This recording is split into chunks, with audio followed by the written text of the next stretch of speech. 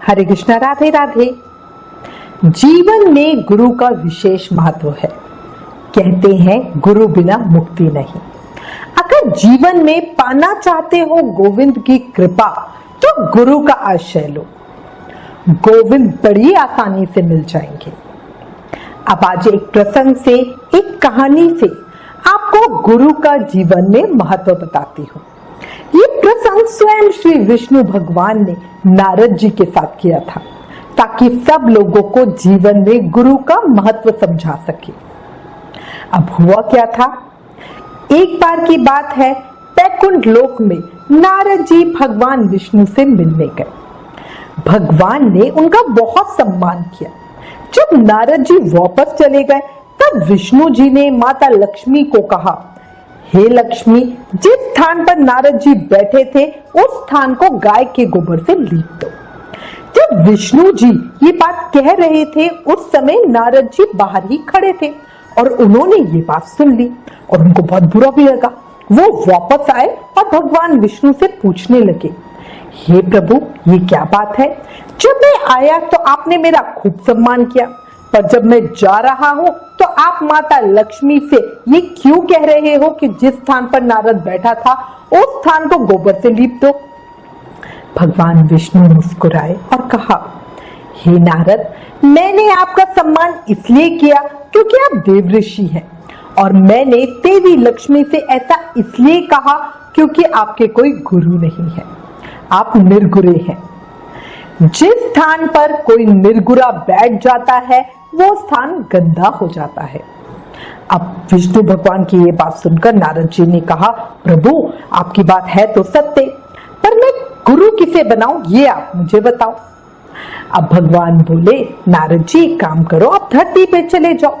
जो व्यक्ति सबसे पहले आपको मिले उसे ही अपना गुरु मान लो। नारद जी ने प्रणाम किया और कहा, ठीक है प्रभु, जैसा आप कहें, और वो चले गए। जब नारद जी धरती पर आए तो उन्हें सबसे पहले एक मछली पकड़ने वाला एक मछुआरा मिला। नारद जी वापस नारायण के पास गए और कहा, महाराज, वो मछुआरा तो कुछ भी नहीं जानता, तो मैं उसे गुरु कैसे मान सकता हूँ? अब ये सुनकर भगवान ने कहा, नारद जी, अपना प्रण पूरा करो। अब नारद जी वापस आए और उस मछुआरे से कहा कि तुम मेरे गुरु बन जाओ। पहले तो वो मछुआरा माना नहीं, पर बाद में बहुत मनाने से मान ही गया। अब मछुआरे को राजी करने के बाद नारद जी वापस भगवान के पास गए और कहा, प्रभु, मेरे गुरुजी को तो कुछ भी नहीं आता, वो मुझे क्या सिखाएंगे?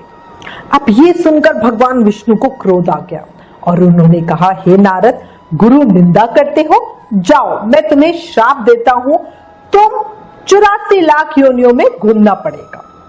अब ये बात सुनकर नारद जी ने दोनों हाथ जोड़कर कहा, प्रभु, इस श्राप से बचने का कोई उपाय बता दीजिए। भगवान ने कहा, इसका उपाय जाकर अपने गुरुदेव से ही पूछो। अब नारद जी ने कहा, ठीक है भाई, जैसा आप कहें, और वो धरती लोक पे वापस आए और जाके उस मछुआरे को सारी बात बताई। अब जब उनको बात बताई तो उस मछुआरे ने कहा कि ठीक है, ऐसा करना, भगवान से कहना 84 लाख योनियों की तस्वीरें धरती पे बना दो, फिर तुम उस पर लेटकर गोल घूम लेना। विष्णु जी से कहना 84 लाख योनियों में मैं घूम आया, और उसके बाद माफी मांगना और उनसे कहना, आगे से मैं कभी गुरु निंदा नहीं करूंगा।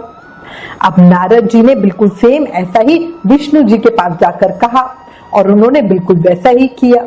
84 लाख योनियों को धरती पे बना दिया और फिर उन पर लेट के घूम लिया और कहा, भगवान, मुझे माफ कर दीजिए, आगे से मैं कभी भी गुरु निंदा नहीं करूंगा। अब ये सुनकर भगवान विष्णु ने कहा, देखा, जिस गुरु की निंदा कर रहे थे उसी ने मेरे श्राप से तुम्हें बचा लिया। नारद जी, गुरु की महिमा अपरंपार है।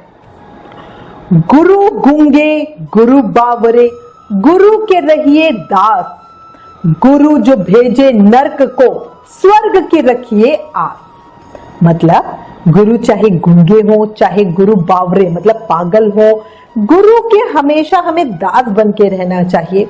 गुरु अगर हमें नर्क को भेजते हैं तब भी शिष्य को यही इच्छा रखनी चाहिए कि मेरे गुरुदेव ने मुझे ये कार्य को करने को कहा है, मुझे नर्क में जाने को कहा है, तो भी इससे मुझे स्वर्ग ही मिलेगा, है ना, अर्थात इसमें मेरा कल्याण ही होगा। अगर शिष्य को गुरु पे पूर्ण विश्वास हो तो उसका बुरा स्वयं गुरु कर ही नहीं सकते हैं। एक प्रसंग हमें और मिलता है जिसमें एक पंडित जी धन्ना भगत को एक साधारण सा पत्थर देकर कहते हैं कि तुम इसकी पूजा करना, इसका भोग लगाना।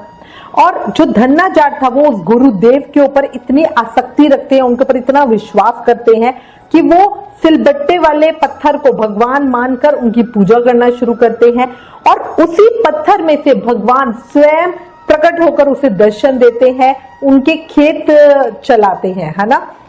उस धन्ना भगत के विश्वास से ही उस पत्थर में से भगवान प्रकट हुए थे, है ना। फिर गुरु पर तो वचन विश्वास रखने वाले का सोच लो खुद ही उद्धार होना निश्चित ही है। सनातन धर्म में कहा जाता है कि गुरु के बिना परम ब्रह्म ज्ञान और मोक्ष दोनों ही नहीं मिल सकता। जीवन में गुरु का महत्व समझ लो, जान लो।